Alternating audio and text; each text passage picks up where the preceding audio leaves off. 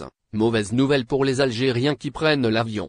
Le quotidien de nombreux Algériens résidant en France, habitués à prendre l'avion pour parcourir le territoire, pourrait être bouleversé dès 2026. Une série de mesures fiscales en préparation menace en effet de rendre les vols domestiques en France plus coûteux. Cette annonce, bien que prévisionnelle, suscite déjà des inquiétudes parmi les passagers réguliers, dont de nombreux Algériens qui voyagent souvent en avion à l'intérieur de la France, que ce soit pour retrouver leurs proches, visiter d'autres villes ou encore profiter de séjours touristiques.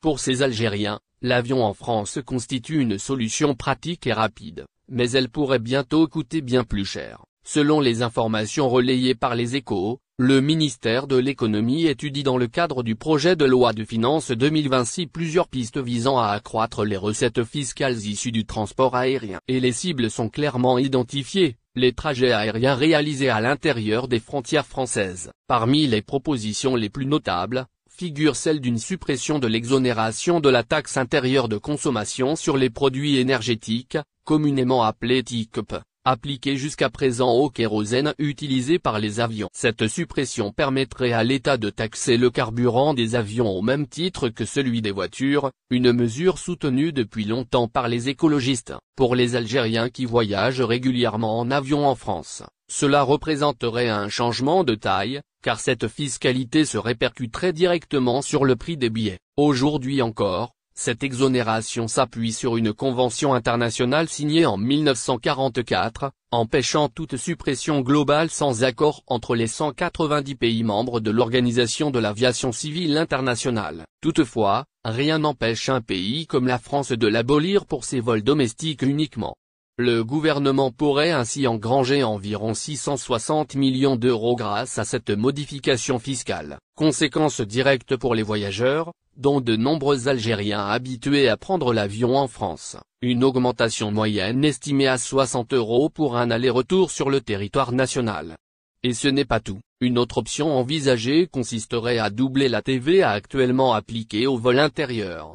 Cette taxe passerait de 10 à 20%, augmentant encore une fois la facture. En prenant l'exemple d'un vol Paris-Nice vendu à 130 €, l'ajout représenterait environ 13 € supplémentaires. Dans un tel cas de figure, près de la moitié du prix du billet serait constitué de taxes diverses, entre taxes de solidarité, taxes de sûreté, taxes sur les nuisances sonores ou encore les redevances aéroportuaires. Ce durcissement fiscal pèserait donc doublement sur les voyageurs, notamment les Algériens qui utilisent régulièrement l'avion pour se déplacer entre les villes françaises. Une troisième mesure est également à l'étude, visant cette fois les aéroports d'Île-de-France. Il s'agirait d'instaurer une taxe fixe d'1 € par passager, à l'arrivée comme au départ, pour financer le réseau de transport public de la région via Île-de-France Mobilité.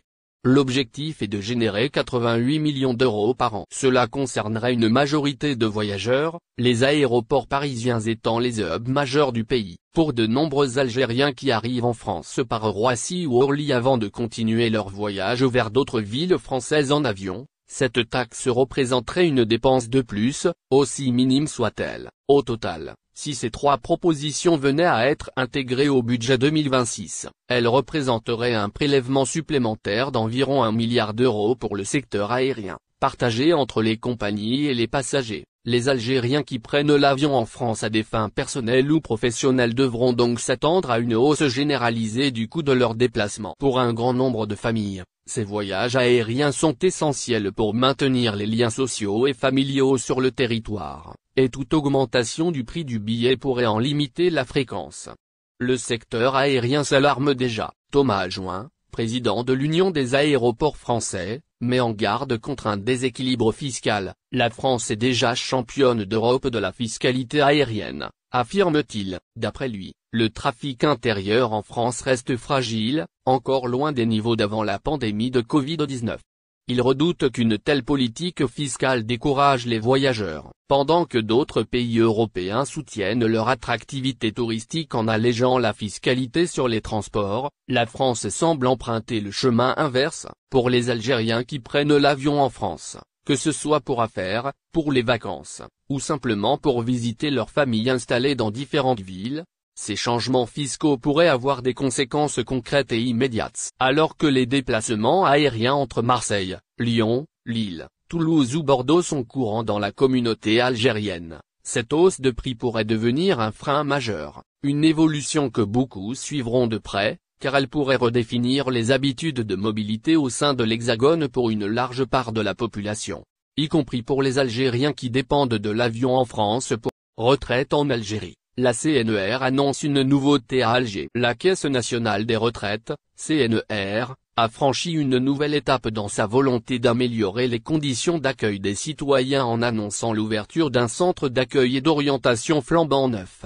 Ce centre, destiné en priorité aux habitants de la commune d'Aïn Hadja et des quartiers voisins, répond à une demande croissante en matière de proximité, de clarté des démarches et de qualité de service. L'annonce a été faite ce mercredi par la Caisse nationale des retraites à travers un communiqué diffusé sur ses réseaux sociaux officiels, précisant que ce nouvel espace est désormais opérationnel pour accompagner les retraités et les futurs retraités dans leurs différentes démarches administratives. La Caisse nationale des retraites, CNER, souligne que ce centre est rattaché à l'agence locale Alger Centre. Il est implanté dans un quartier en plein essor, celui des 416 logements d'Aïn Hadja, un site facilement accessible pour les usagers venant non seulement d'Aïn Hadja mais aussi des secteurs environnants. Cette localisation stratégique n'est pas anodine, elle répond à une logique de décentralisation des services de la Caisse nationale des retraites, afin d'offrir un accompagnement de proximité aux citoyens.